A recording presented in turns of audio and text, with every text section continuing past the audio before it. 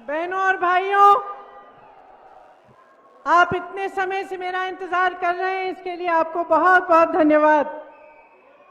श्री भूपेश बघेल जी, श्री प्रताप सिंह बाजवा जी, श्री राजीव शुक्ला जी, श्रीमती प्रतिभा सिंह जी, श्री मुकेश अग्निहोत्री जी, श्री सुक्कू जी, श्री रामलाल जी, श्री चंद्र कुमार जी, राजेंद्र राणा जी, विनय कुमार जी, कुलदीप कुमार जी, कौल सिंह ठाकुर जी, कुलदीप राठौर जी, धनीराम शंडिल जी, AICC के सारे सचिव और यहाँ पे उपस्थित तमाम नेतागण, कार्यकर्तागण, आप सबका इस सभा में बहुत बहुत स्वागत।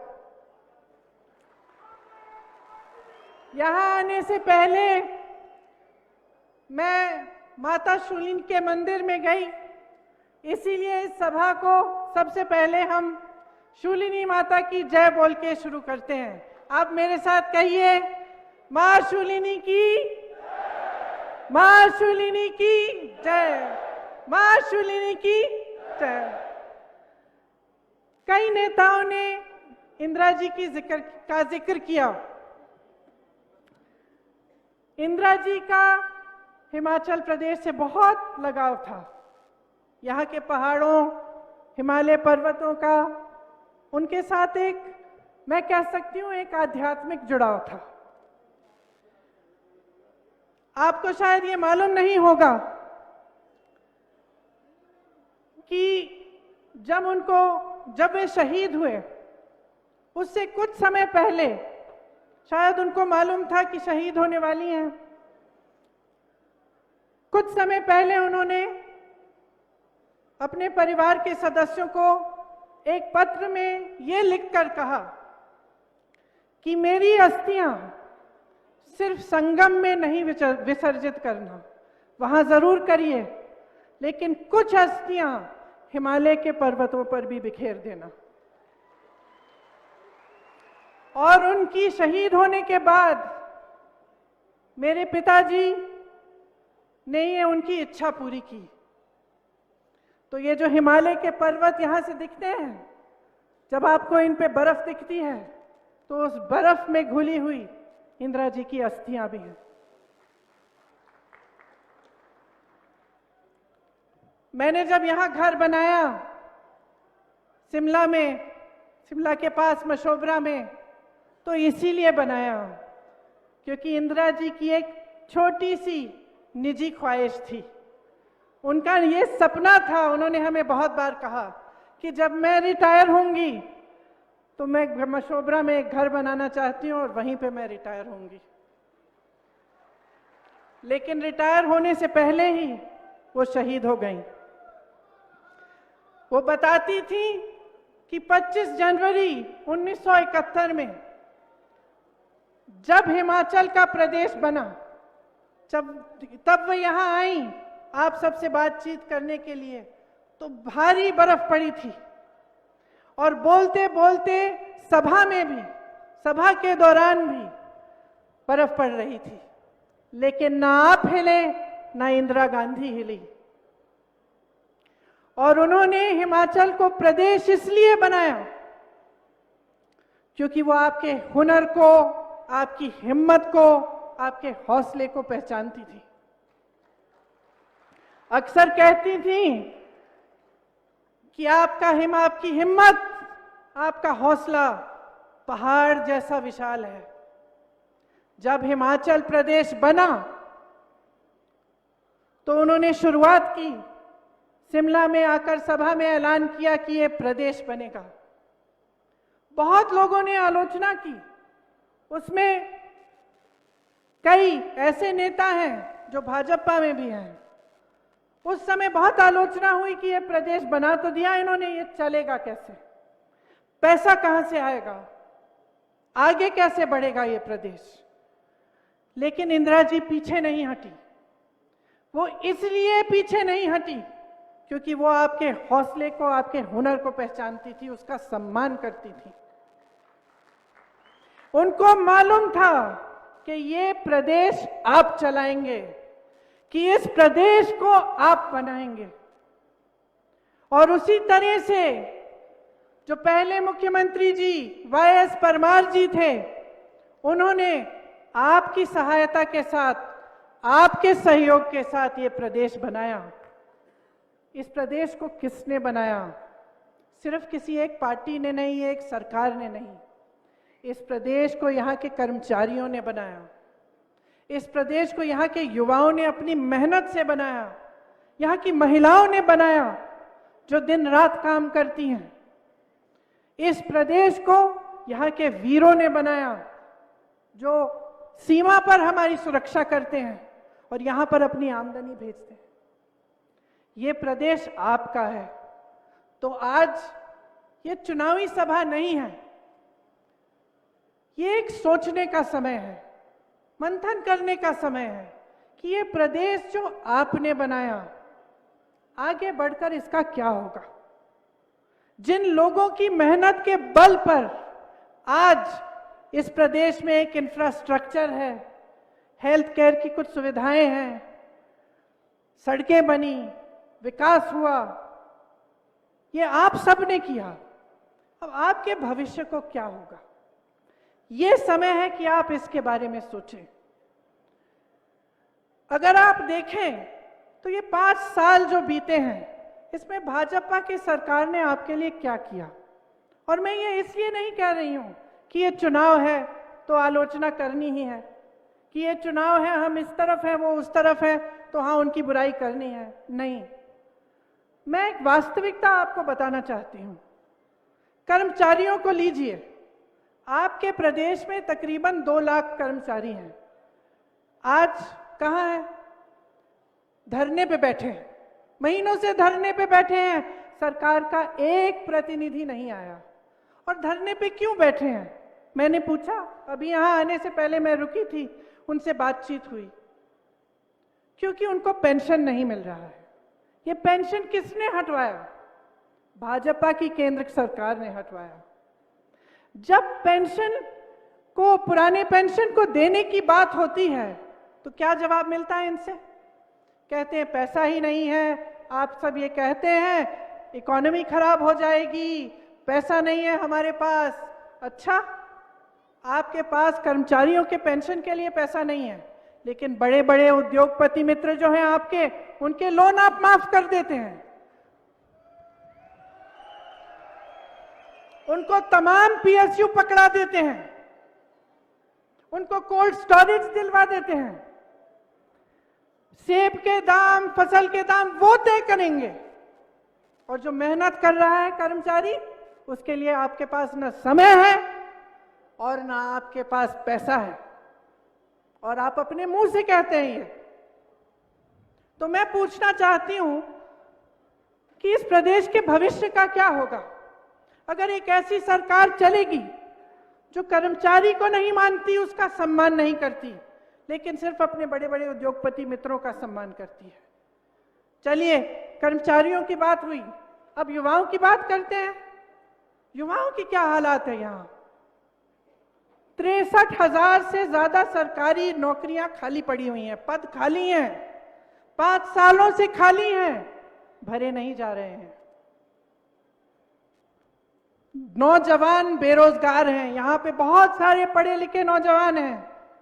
मैं जिससे मिलती हूँ, BA पास, MA पास, नौकरी है, रोजगार है? नहीं है जी, यही जवाब मिलता है। तो जो अपने भविष्य के लिए एक नौजवान ये उम्मीद नहीं रख सकता, जो मेरी नौजवान बहनें पढ़ती हैं, लिखती हैं, आप सब उनकी परवरिश करते हैं, मेहनत से पढ़ाते हैं, लिखाते हैं, लेकिन वे उम्मीद ही नहीं कर सकते कि उनको नौकरी मिलेगी। तो कैसी सरकार है ये? न महिलाओं के लिए कुछ है, न युवाओं के लिए है, न कर्मचारियों के लिए है। बागबानों को देखिए, आज जैसे मैंने कहा, फसल के दाम, सेब के दाम, आप यहाँ पे टमाटर उगाते हैं, मशरूम उगाते हैं, इस सब के दाम बड़े बड़े उद्योगपति तय करेंगे। आपको अपने फसल का दाम नहीं मिलना चाहिए। इसी तरह से छोटे व्यापारियों को देखिए, छोटे व्यापारी से पूछिए, क्या आपकी तरक्की हुई है 5 सालों में? सब सर हिलाएंगे, तरक्की नहीं हुई। तरक्की इसलिए नहीं हुई क्योंकि जीएसटी लागू हुआ, कोरोना आया, कोरोना में सहायता नहीं हुई आपकी, लेकिन हाँ पीपीई पे घोटाला जरूर हुआ। युवा को रोजगार नहीं दिया, लेकिन पुलिस भर्ती में आपने घोटाला किया, यूनिवर्सिटी के इम्तिहानों में आपने घोटाला किया। तो ये सरकार है पिछले 5 सालों से, किसी का फायदा नहीं हुआ है।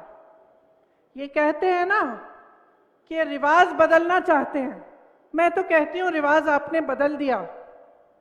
जो कांग्रेस की सरकार यहां थी, जो सरकारें थी इतने समय से, जो मुख्यमंत्री थे, चाहे वो वाईएस परमार जी हों, चाहे वो रामलाल ठाकुर जी हों, चाहे वो वीरभद्र सिंह जी हों, सबने वही इंदिरा जी का जो आध्यात्मिक रिश्ता है आपके साथ, जो दिल का रिश्ता है आपके साथ, वो रिश्ता निभाया, विकास कराया, शिक्षा के संस्थान बनाए, आपकी तरक्की के लिए काम किया। उस रिश्ते को इन्होंने, उस रिवाज को उन्होंने बदल डाला है।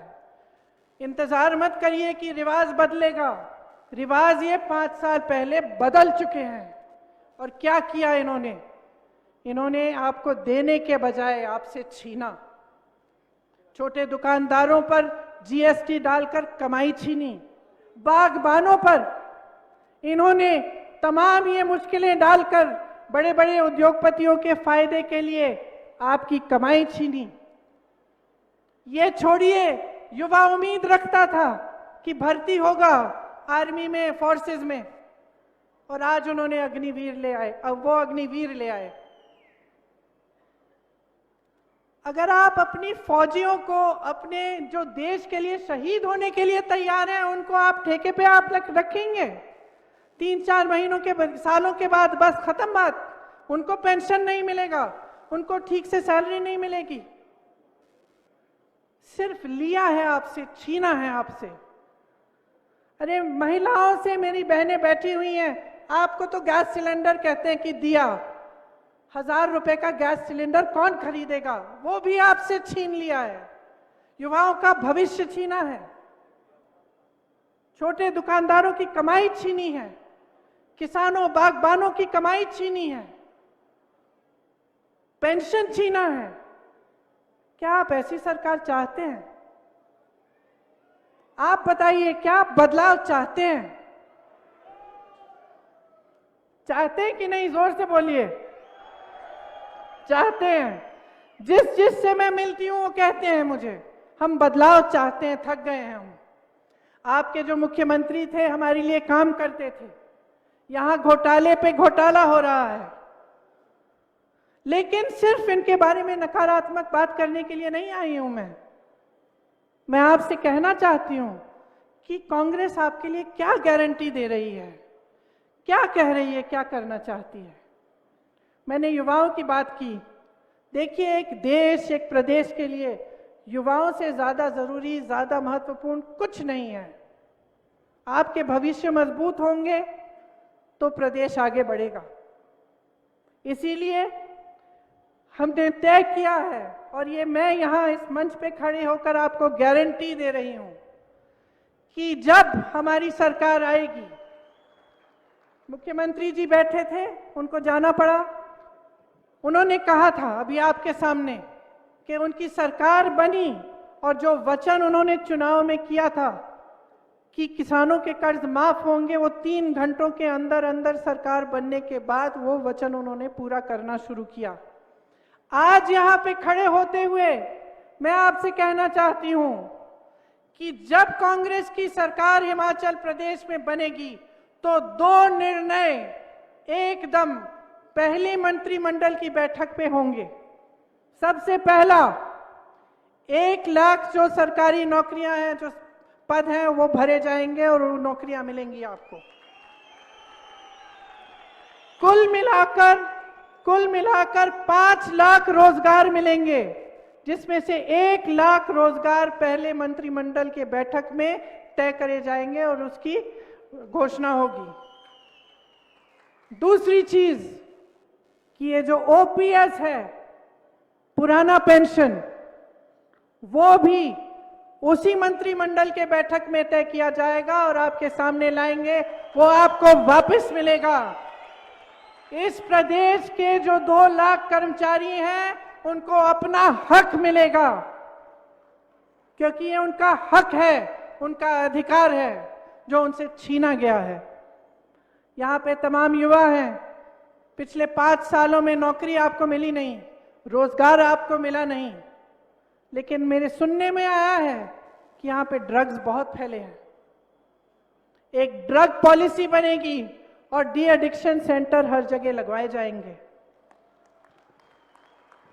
लेकिन सबसे महत्वपूर्ण बात है कि हमारा पूरा जोर रोजगार दिलवाने में जाएगा और 680 करोड़ का स्टार्टअप फंड बनवाएंगे। जो नौजवान अपनी अपना छोटा सा व्यापार शुरू करना चाहता है, स्टार्टअप करना चाहता है, उसको 0% ब्याज पर यह लोन मिलेगा और इसके लिए एक अलग से फंड बनेगा।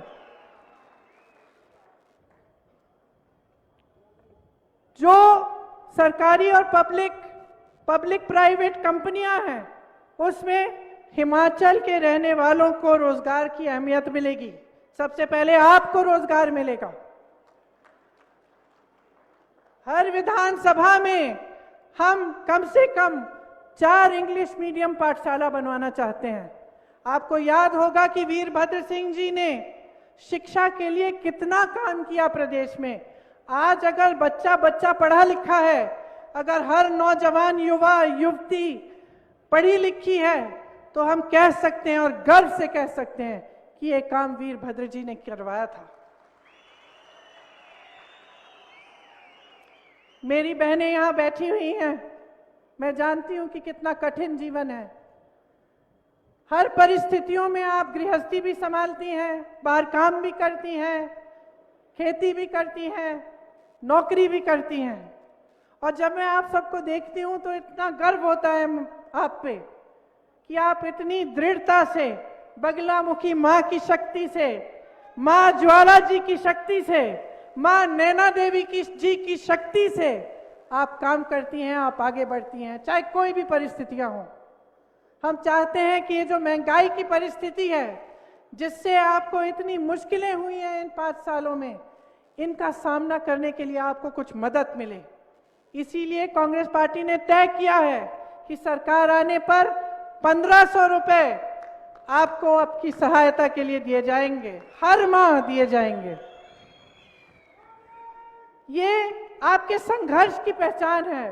हम पहचानते हैं और सम्मान करते हैं आपका। हम चाहते हैं कि आपको अपने संघर्ष में मदद मिले, लेकिन हम ये भी नहीं चाहते कि आप सब पढ़ लिख कर घर बैठे।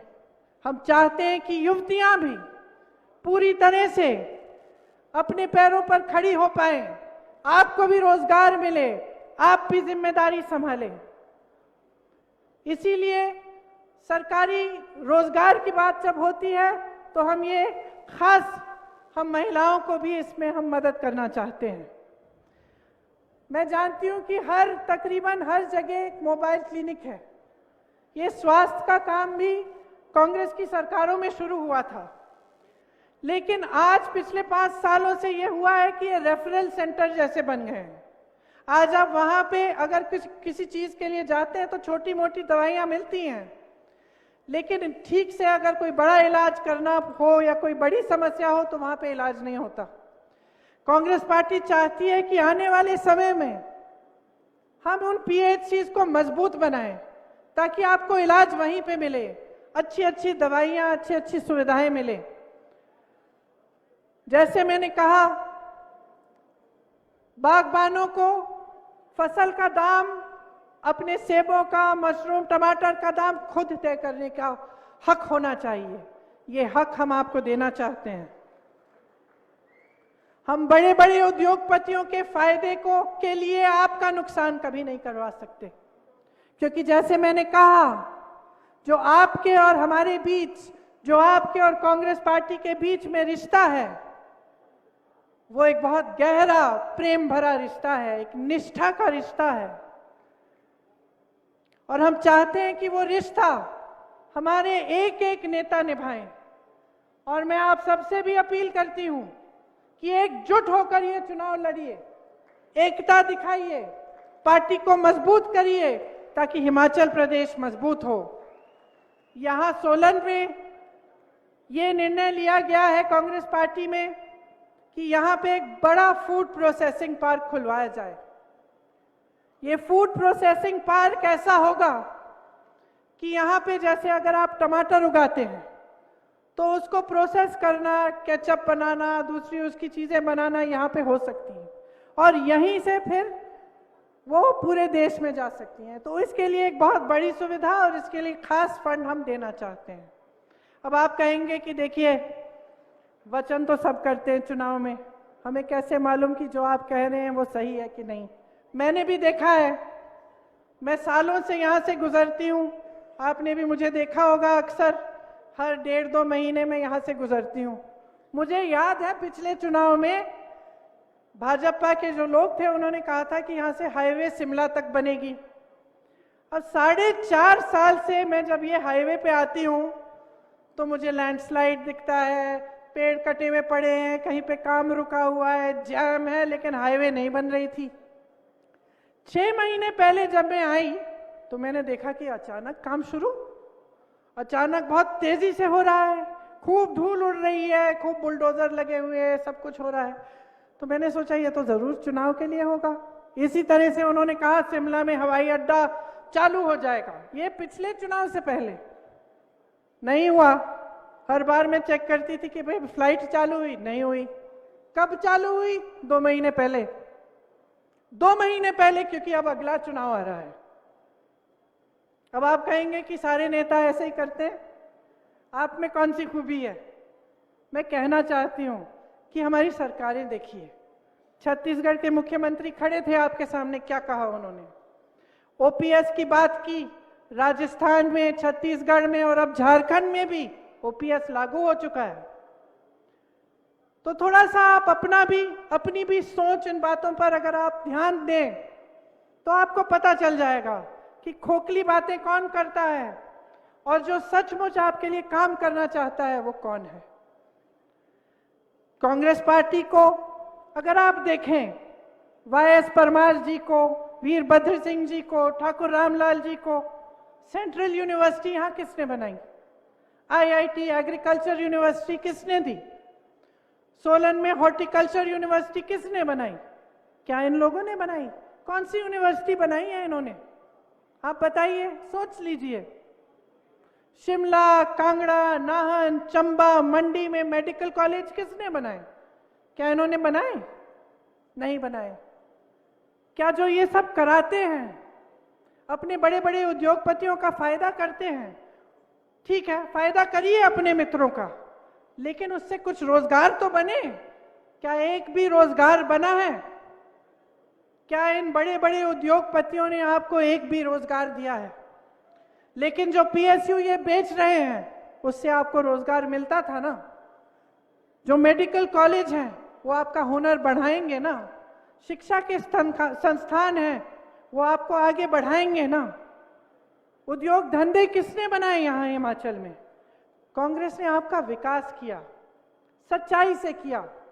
मैं ये नहीं कहती हूं कि सब कुछ अच्छा ही अच्छा किया, हो सकता है इसमें बीच में कुछ गड़बड़ भी हुई होगी, कई बार आप दुखी भी हुए होंगे, नाराज भी हुए होंगे हमारे नेताओं से, लेकिन नीयत साफ थी। गलतियां हो सकती हैं लेकिन नीयत साफ होनी चाहिए।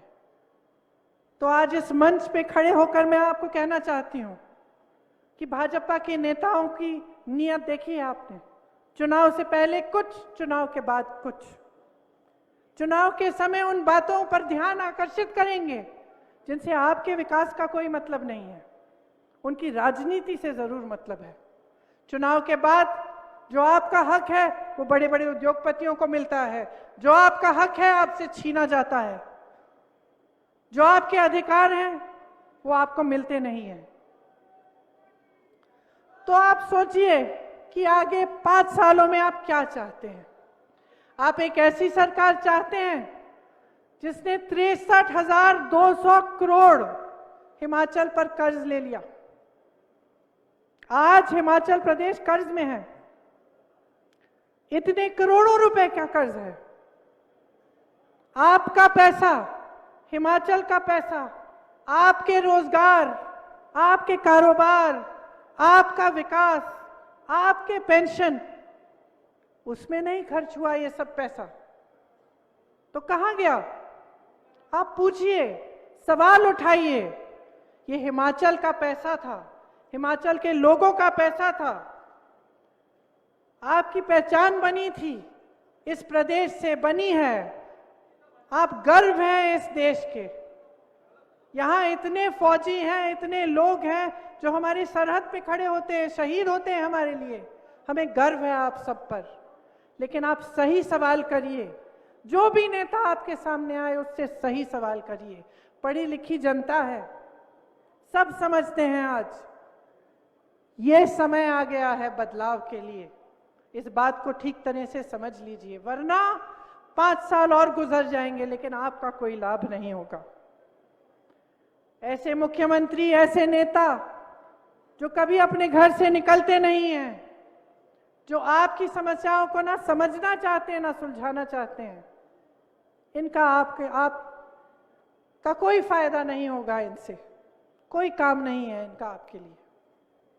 तो मैं फिर से कहना चाहती हूं कि जो रिश्ता कांग्रेस पार्टी के नेताओं का, जो मेरे परिवार के सदस्यों का आपके साथ रहा है, उसको निभाना जरूरी है। आप सबसे मैं कह रही हूं, और मैं आपसे कहना चाहती हूं, जो जनता यहां बैठी है, कि उस रिश्ते को निभाने के लिए दो तरफ आपको भी निभाना पड़ेगा, हमें भी निभाना पड़ेगा। हम अपना इन्हें कर्तव्य का पालन करेंगे, आपके लिए जी जान एक करेंगे, आपके विकास के लिए काम करेंगे। आप जागरूक बन जाओ। हमारे लिए नहीं, सत्ता के लिए नहीं, अपने आप के लिए। जितने भी पढ़े लिखे नौजवान यहां हैं, आप समझ लो कि आपके भविष्य की बात है। अपने भविष्य को बहुत ही संजीदगी से लीजिए। आगे क्या चाहते हैं सोच समझकर अपना वोट दीजिए। आपने कहा कि 3 बजे ही शायद आचार संहिता लागू होने वाली है, चुनाव एकदम आ गया है। अब आप सबकी बातें सुनिए, उनका आकलन खुद करिए, सोच समझकर अपना वोट डालिए। आप कांग्रेस पार्टी को जिताएंगे तो ये प्रदेश आगे बढ़ेगा। आपको निष्ठावान नेता मिलेंगे, आपको ऐसे नेता मिलेंगे जो आपको सर्वोपरि रखेंगे। तो मेरी बातों पर आपने इतना ध्यान दिया, इसके लिए मैं बहुत बहुत धन्यवाद देती हूं। देवभूमि को प्रणाम करते हुए परिवर्तन की प्रतिज्ञा के साथ मैं ये अपना भाषण समाप्त करती हूं और आप सबको बहुत बहुत शुभकामनाएं देना चाहती हूं, क्योंकि मैं जानती हूं कि आप सही निर्णय लेंगे, आप सही निर्णय लेंगे और आप यहां पे बदलाव फिर से लाएंगे। जय हिंद, जय हिमाचल। बहुत बहुत धन्यवाद जी, धन्यवाद। आप सब लोग नारा लगाएंगे, आप बैठे रहिए। प्रियंका नहीं ये आंधी है, दूसरी इंदिरा गांधी है। प्रियंका नहीं ये आंधी है,